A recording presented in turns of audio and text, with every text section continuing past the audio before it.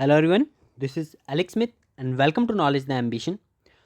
इस वीडियो में हम बात करेंगे about the Himachal Pradesh staff selection commission scams की जो इन्वेस्टिगेशन चल रही है उसके ऊपर लेटेस्ट अपडेट की कि कहाँ तक ये आपका मुद्दा पहुंचा है और फिलहाल में जो है इस मुद्दे में क्या चल रहा है, तो वही हम यहाँ पर जानकारी जानने की कोशिश करेंगे। ठीक है।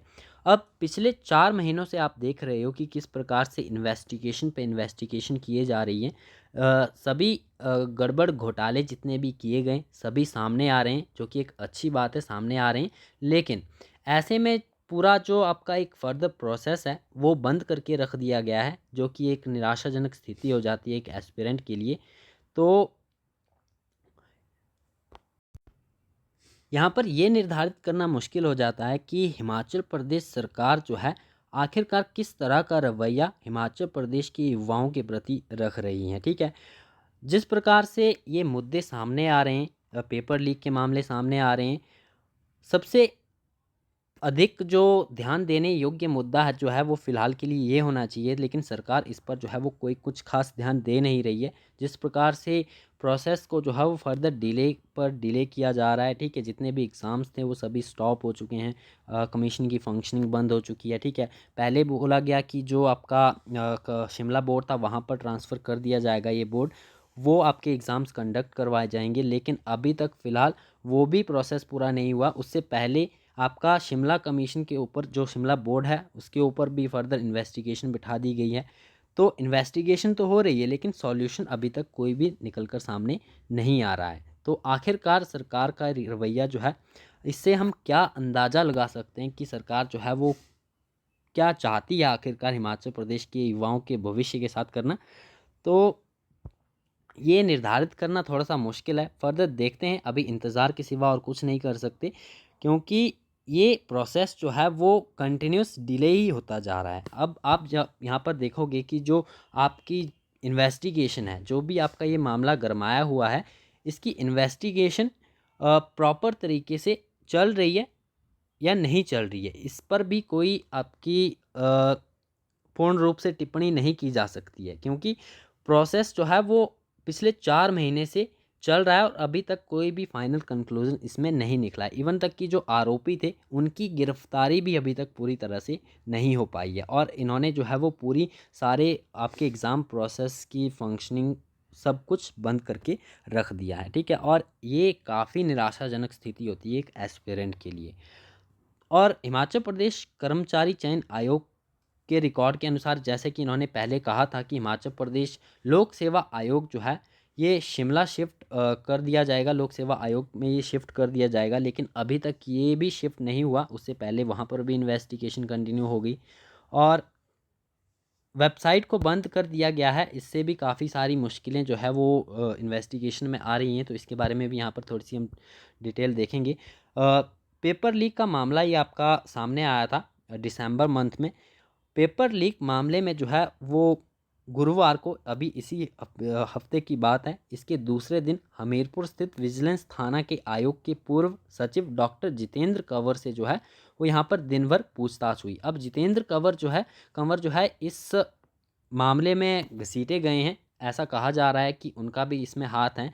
तो अभी तक इनकी गिरफ्तारी तो नहीं हुई है, लेकिन इनसे पूछताछ जो है वो चल रही है। और इस दौरान एसपी विजिलेंस राहुल नाथ, एसपी रेणु शर्मा और एसपी अभिमन्यु वर्मा समेत एसआईटी के अन्य सदस्य भी उपस्थित रहे थे। ये अभी पिछले गुरुवार को ये आपकी पूछताछ हुई थी इनसे। और यहीं हम बात करें जो आपका हिमाचल प्रदेश कर्मचारी चयन आयोग है, जो कि अभी इसकी फंक्शनिंग बंद कर दी गई है। इसका रिकॉर्ड सरकार के कहे मुताबिक अभी तक हिमाचल प्रदेश लोक सेवा आयोग शिमला शिफ्ट नहीं हुआ है।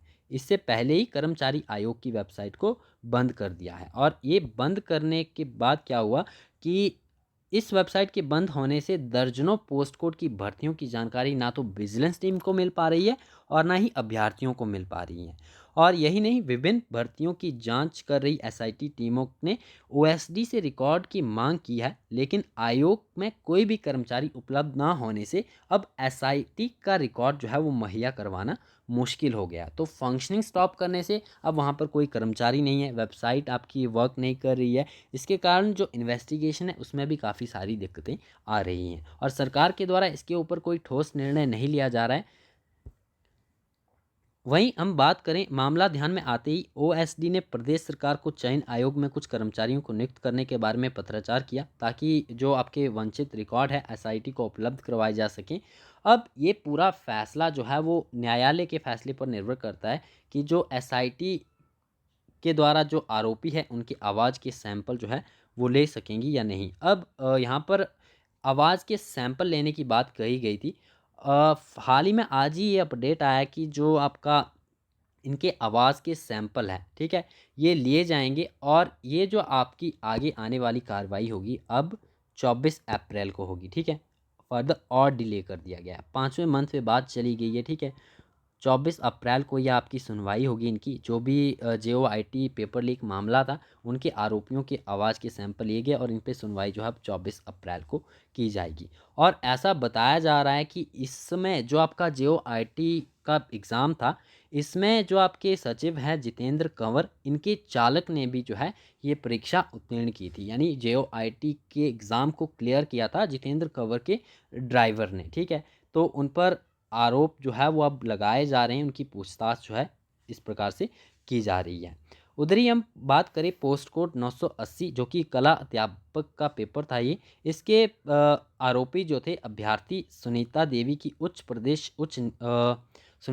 प्रदेश उच्च न्यायालय में अग्रिम जमानत अर्जी खारिज होने के 3 दिन बाद भी एसआईटी ने उसे गिरफ्तार नहीं किया है, ठीक है। इसी तरह पोस्ट कोड 939, जो कि JOIT की एग्ज़ाम था, इस मामले में जो आपके आरोपी थे, इसमें जो 2 चपरासी और 2 अभ्यर्थी भी एसआईटी गिरफ्त से अभी तक बाहर हैं। तो इस पे इन्वेस्टिगेशन भी चल रही है और जो आपका फर्दर प्रोसेस है उसे अच्छी तरह से जो है वो पूरा नहीं किया जा रहा है। अभी तक गिरफ्तारी नहीं हुई हो तो कब तक आपका ये मामला चलेगा और कब ये सॉल्व होगा और कब फंक्शनिंग स्टार्ट की जाएगी, एग्ज़ाम फर्दर कंडक्ट करवाए जाएंगे। तो आप इससे अंदाज़ा लगा सकते हो कि हिमाचल प्रदेश सरकार जो है कितने हल्के में इस मुद्दे को ले रही है। प्रदेश के युवाओं को जो है वो युवाओं के भविष्य के साथ किस तरह से खिलवाड़ हो रहा है यहाँ पर, क्योंकि एक एस्पिरेंट के लिए इस समय में बहुत मुश्किल हो जाता है। अब 5 महीने होने को आए हैं और अभी तक कोई भी इसके ऊपर डिसीज़न नहीं लिया गया है।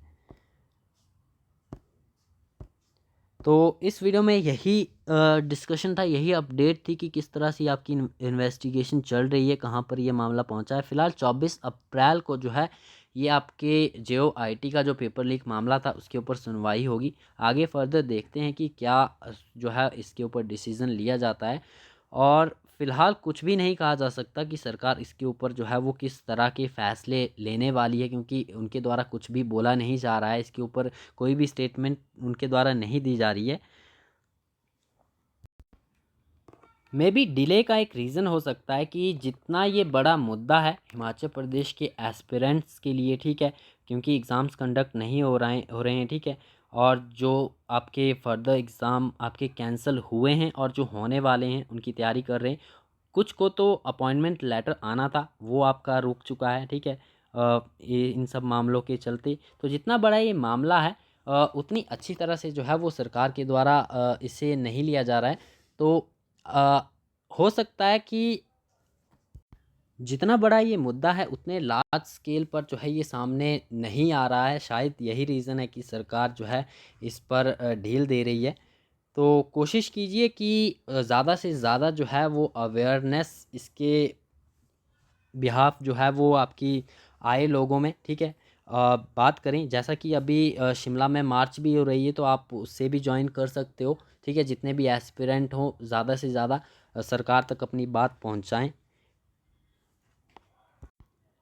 बाकी देखते हैं, कंटिन्यू करेंगे, जो भी आपके फर्दर अपडेट आते हैं इसके ऊपर उसे हम यहाँ पर डिस्कस करते रहेंगे। मिलते हैं नेक्स्ट वीडियो में। Thanks for watching.